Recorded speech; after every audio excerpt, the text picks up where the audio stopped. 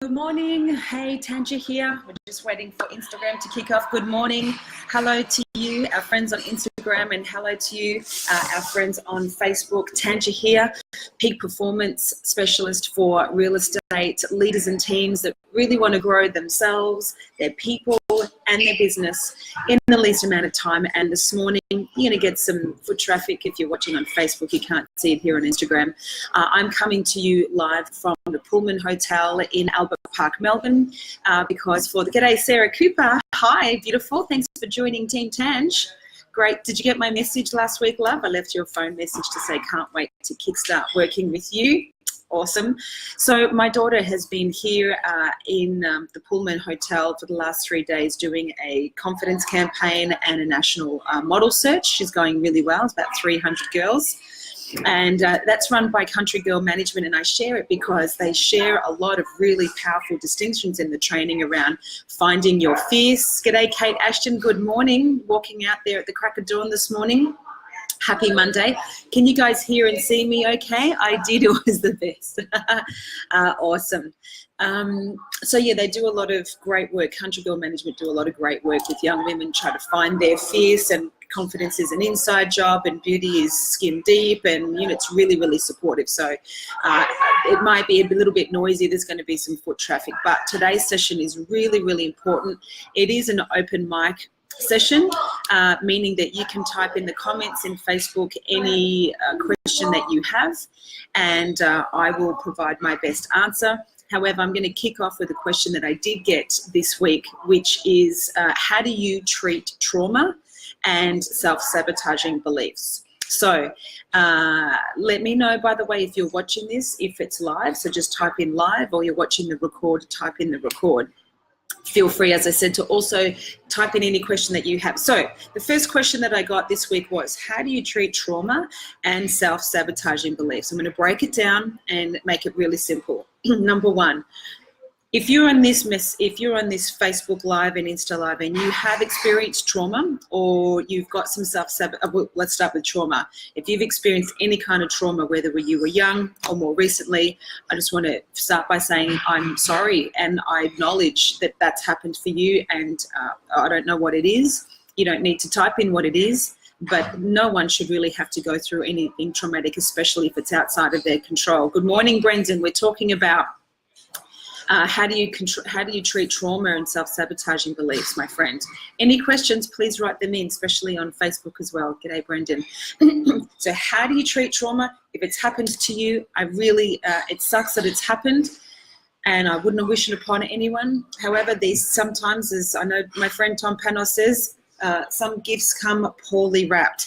The first thing is, if you've experienced any kind of trauma, I want to open with something that I'll repeat, because sometimes it takes a few people to get it, a few times to get it. Consider that it is never what has happened to you that gives you your experience of yourself, others, and life. It is what you decide as a result. I'll say that again. If you've experienced trauma, consider it's not the trauma that determines who you are. It's what you decide as a result of the traumatic experience. Does that make sense? Who have we got here? I'm a bit faint on Facebook. Chris, he's in the building, and Joanne, good morning, guys. Can you just type in live or record just so I can see if the comments are coming up? So it is not what's happened to you, it's what you decide as a result. And let me break that down even further. And this may be a little bit graphic for some people.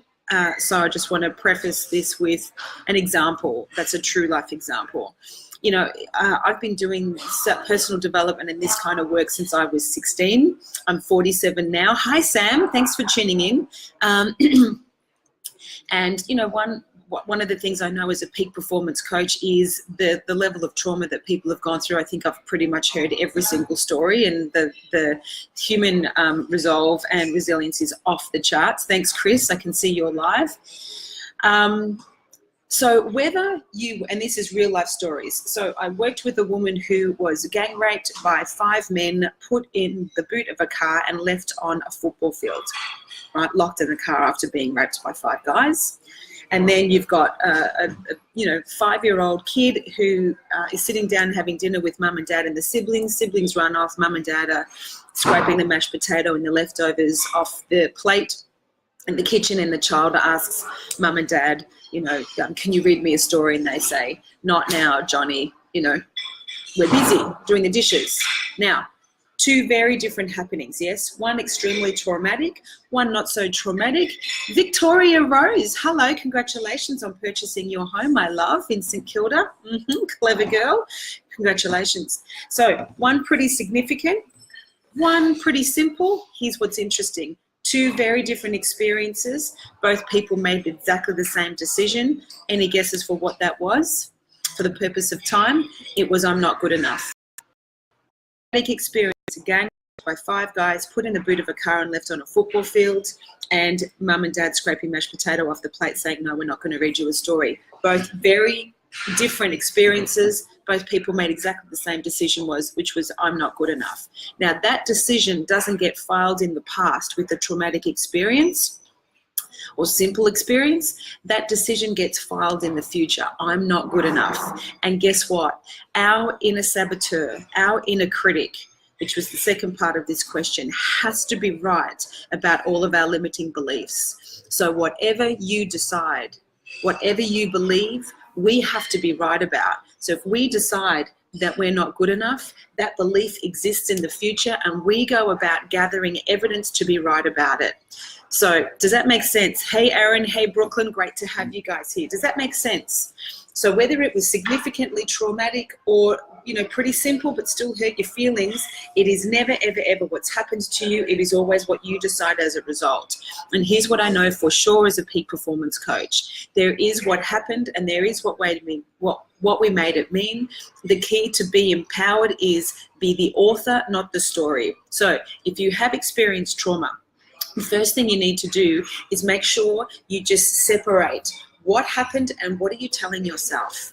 I even invite you to get a piece of paper and just do a circle in the middle of what happened and do a mind map of all the beliefs, all the dialogue, all the negative self-talk that you are telling yourself, whether it was when you were young, whether it was when you were a teenager, whether it was when you were, last week, whether it was professionally or personally, whether it's to do with money, a business partner, a relationship, the loss of a child. There's a lot of trauma out there, but break it down. Separate what happened from what you made it mean. Now, with what happened, just park that for a minute. With what you made it mean, this is where you have the power to transform it. By the way, if this is making sense, can you let me know by giving me a thumbs up or a smiley face, or if you've got a question on what I'm talking about, please reach out, because this is a big one for many people. With all the stuff, all the beliefs that you're telling yourself, I want you to ask yourself, is that serving you? Are all those negative beliefs that you're telling yourself, are they actually serving you? Thank you, Brooklyn. Typically, they won't be. They'll be limiting your potential. What's that from? 100% Sam saying. Thank you guys for letting me know. How about our friends on Facebook? Can you A, hear me okay? And B, is it making sense to you? And C, do you have any comments about how do you separate trauma? So there's the trauma, there's what happened, what are you making it mean? Now, here is where people get disempowered. We get stuck in emotional quicksand of the negative meaning that we make on the things that happen to us in our lives. Service built something. Hello, I can't read. Who have we got here? Service built Agrodius. Hi, I'm sorry if I didn't say your name right, but hey, thanks for tuning in.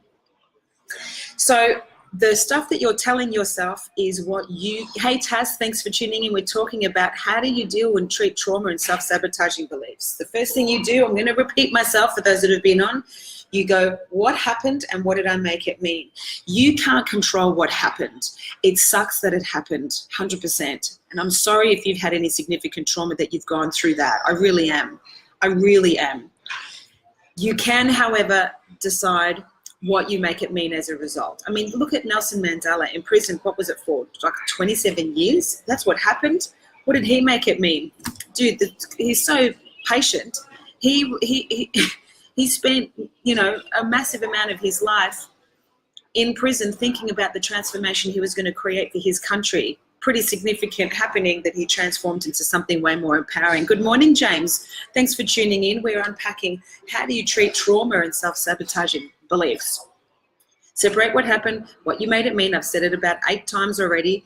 And you've got to ask yourself, what are the impacts to me when I'm consistently telling myself I'm not good enough, I'm not worthy, I'm not important, I'm not valued, I'm not successful, I'm this, I'm that. How is it impacting you physically, mentally, emotionally, and spiritually?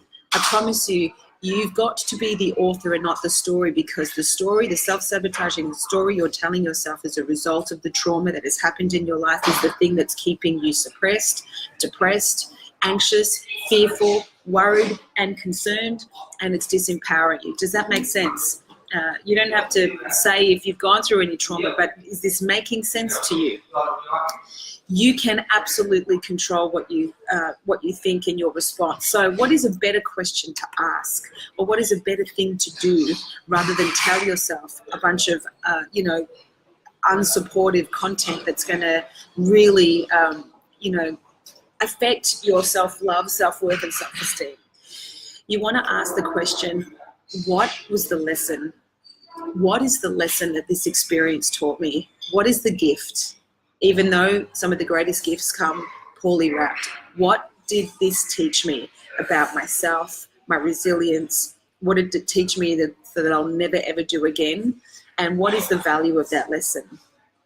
Separate what happened from what you made it mean. Stop asking why me? Why me? That'll put you in a victim mentality, and ask, what's the lesson? What is this here to teach me, and what can I learn from it?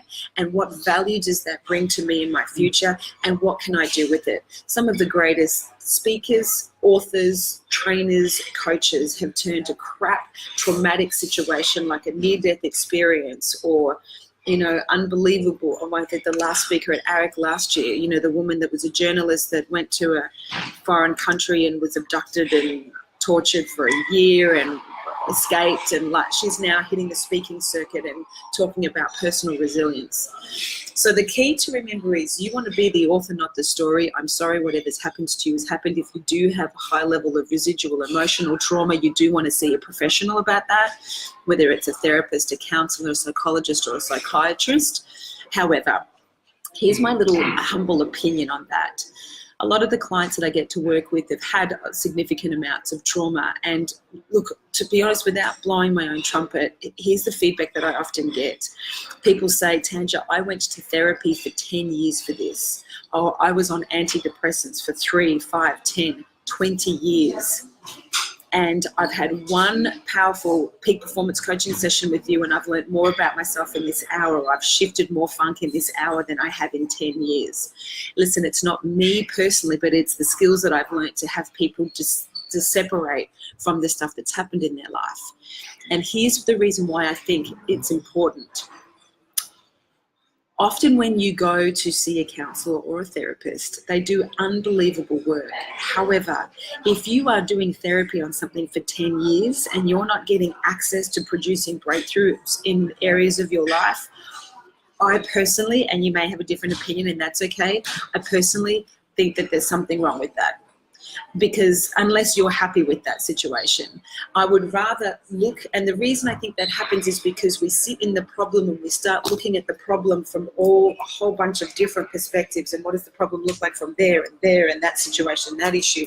But where attention goes, energy flows. If we are looking at the problem and dissecting the problem and psychoanalyzing the problem year after year after year, and then here is your life and all this potential that's available to you, but you're over here, nothing's going to happen over here. That doesn't mean we ignore this. That doesn't mean we don't look at this and go, cool, what happened? What did I make it mean? What did it teach me? What did I learn? What did I learn about myself? What did I learn about others? And what did I learn about the world that's made me wiser? Then we want to get over here, interested in what would you love? Because it's a miracle that we're even alive. There's a 1 in 14 trillion chance of actually even having a life. Think about it. You and I'm sitting in a hotel foyer. There's a beautiful restaurant there where people are dining. There's 300 girls upstairs that are doing a confidence campaign and model search. My daughter's in one of them. There's a cafe in front of me. There's people, all different cultures walking around.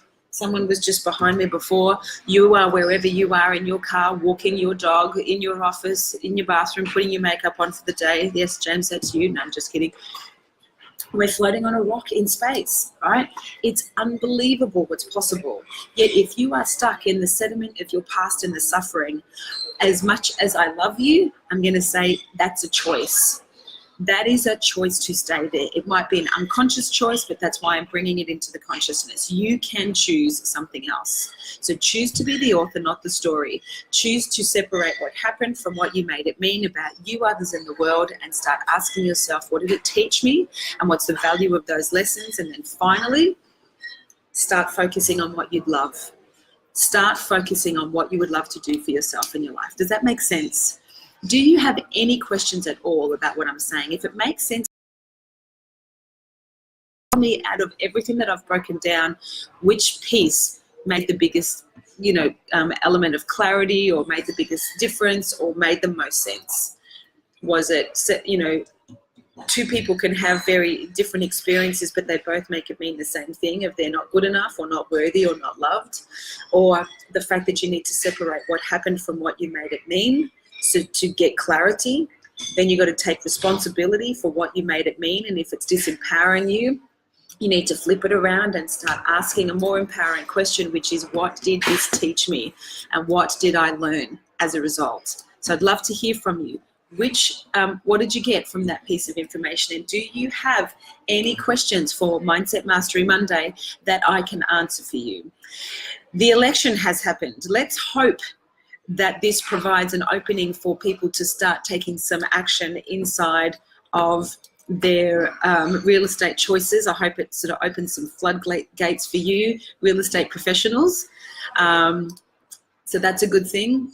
Whether you got the outcome you wanted or not, it is what it is. So let's make the most of it. I'm looking forward to learning more about what the Liberal government really means to the industry of real estate, and what we can do to, make the most of whatever decisions are going to be made, and whatever legislations or policies will be changed that affect our industry. So I'm going to be doing some research myself over the next 2 weeks to educate myself on this. So if there's no other questions, that's really the one I wanted to cover. Thank you to the individual who asked the question. Remember, this is an anonymous question asking. You don't have to, I won't say your name, I won't say you're from, but I know that many of you don't have the resources to invest in a personal coach. So I don't want that to be the reason why you don't get some support. Any questions before I wrap up? Otherwise, I'm going to let you go and seize the day. I'm going to get ready to go and drive home and pack to head off to New Zealand tomorrow to speak at the Harcourts New Zealand Conference, 800 salespeople, and then doing a breakout session for property managers. I'm talking about being courageous in times of uncertainty, how we can hang out in our circle of influence and not be impacted by our circle of concern. Thanks for tuning in. If there are no questions, feel free to tune in on Friday at 8 a.m. Eastern Standard Time for Rapid Fire Friday, where I'll be reflecting on all the key lessons from my one-on-one coaching sessions for the week and what I learned from the Harcourts Conference. And of course, remember, as I said before, if you have any questions about how to elevate your state, how to simplify your strategies, or how to raise your standards and really achieve a life you'd love, then ask me, DM me, or email me at Tanja, T-A-N-J-A, at tmjcoaching.com.au. Samantha's written something. Yes, I love the separating between being the author to the story. It is easy to say, look at the past. It is easy to say, look past it and change, move forward. But those two words, story and author, make so much clearer. Samantha, thank you for taking the time to write that. I agree with you. Too many people say, let it go, look past it. Well, it's fine, but you can't look past something that is stuck like an octopus on your face. And that's what trauma and shitty beliefs are like. It's like an invisible octopus that is on your face, that it's wrapped its tentacles around you, and you literally have to get these tentacles and the octopus off your face. And that's why I really ask people to get stuff out of your head on paper. write down what was the traumatic experience, unpack what are you telling yourself as a result, what are the beliefs you're telling yourself, what are the decisions you made, where are you suppressing yourself, where are you hiding yourself, where are you not shining your light, why are you doing that? Separate the two. You may not have been able to control what happens to you, but you absolutely can control what you decide as a result. And listen, some of the most amazing, successful people on the planet are the ones that have used their trauma as content to transform their lives and others. Use your trauma and the content of your life to transform your life, or if you want to pay at a bigger level, and the lives of others. That's courage. That is courage for me, for sure. So Sam, I'm really glad you got that distinction, be the author, not the story, because what goes on in here, you better believe, be careful what you say, for you are listening. Be your own cheerleader, and it is a choice to stay in suffering. And I say that with high levels of respect, because no matter what's happened to you, it's crap for sure. Hey Manos, Karimera, nice to have you here. And Andrew, g'day Andrew, thanks for joining. It's crap whatever has happened to you, but you can create a whole new empowering best-selling book as a result. Be the author, not the story. Step out of the emotional quicksand, ask what's the lesson, what's the blessing, and what is the value of this, and decide to use it as fuel to fuel the fire of you going out there and proving to yourself that you can rise and thrive above anybody else's unconscious impacts on you. Maybe you've had financial trauma where you lost money. Maybe you've had someone do something to you. Maybe you were in a traumatic situation that it was a natural disaster. Never ask why me. That'll put you in victim mentality. Always ask what's the lesson. So thanks for unpacking that a little bit more, Sam. I hope you got some value out of that. And if you did and you've watched it live and you know someone that's had a traumatic experience, or they're going through something and you think this would be of value, just tag them and let them know that this is here for them. And if they need a hand, I do complimentary 30-minute discovery sessions. We can get a lot done in half an hour, surprisingly. Some big breakthroughs have happened in half an hour. That's yours for free. You just need to email my assistant, Kriti, Crithy, at tmjcoaching.com.au, and she will schedule a session in for you and I in the future. Hannah, Robert has joined. So I'm going to give it 2 more minutes. If you've got a question, I'm here for you. I'm not going to speak. I'm not going to fill the space. I'm just going to do my Q&A Monday, Open Mic Monday, Mindset Mastery Monday dance. If you've got a question about trauma, rising above, your self-sabotaging beliefs. Do you know that every thought you have is building neurological pathways in your brain to fire and wire? I said I wasn't going to talk. I lied. Because until a question comes in, I'm not just not going to sit here and look at you. It's just going to be awkward. Do you know every thought you had builds neurological pathways in your brain to fire and wire you to believe certain things and act in certain ways? It's a great movie about quantum physics called Down the Rabbit Hole.